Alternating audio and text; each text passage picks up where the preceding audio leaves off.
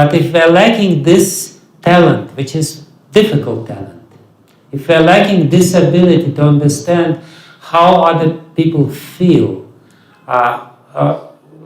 all our achievements will not be very impressive. And even Krishna, in the 6th chapter of Bhagavad Gita, very amazingly, he says that the highest of the yogis is only those yogis who can feel what other people feel, who can understand that other people have feelings and they can respect their feelings and relate to their feelings.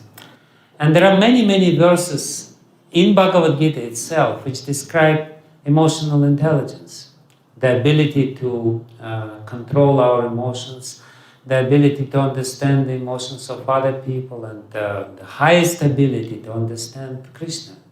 Because what is emotional intelligence? Emotional intelligence is nothing but ability to understand other people and to communicate.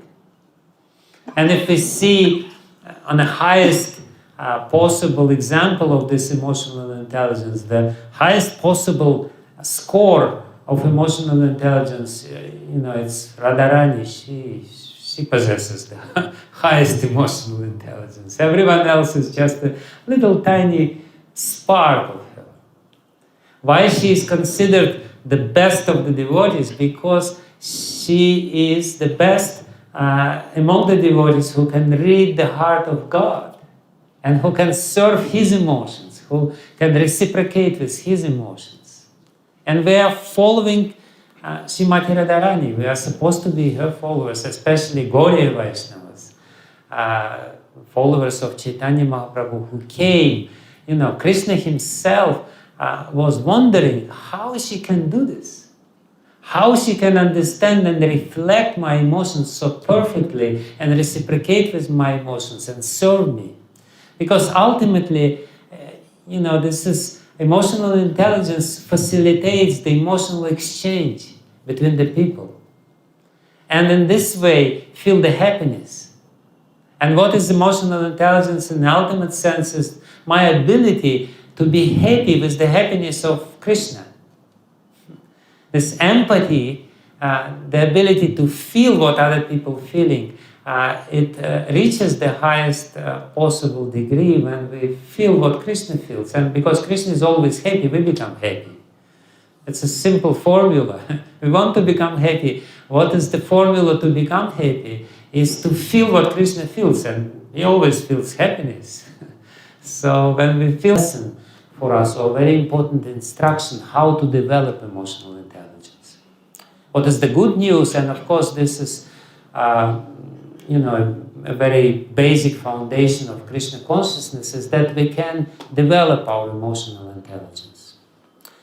And the whole sadhana which we do is in fact geared at this purpose, to make us more emotionally fit, to make us more emotionally developed, to develop the emotional side of our nature. It's not only regulated by this emotional brain, but there is a very complicated mechanism which helps to regulate our emotions with our higher intelligence. And what the scriptures do, when we read Bhagavad Gita, when we associate with devotees, when we read Srimad Bhagavatam especially, the scriptures will put the good programs in our mind. And they will replace these virus programs. You read and you're being entertained. Somebody tells you a story and you feel, oh, very nice story. And you go out and, you're the same. Nothing changed. The scriptures are there to give you some experience and to change you, ultimately.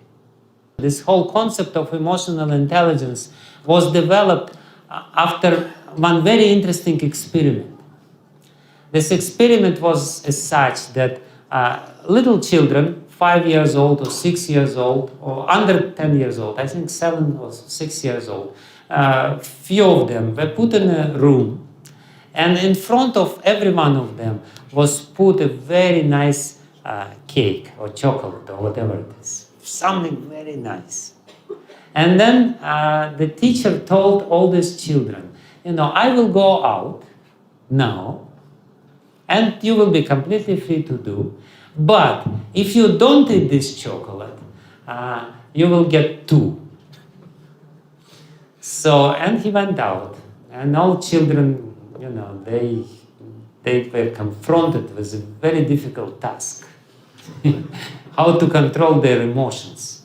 The programs are there, the emotions are working, the chemicals are produced, there is a saliva in the mouth, and they already feel how good it is, and it's so good, it's so good, it's so good, and this too, it will be later, but it's right in front of you.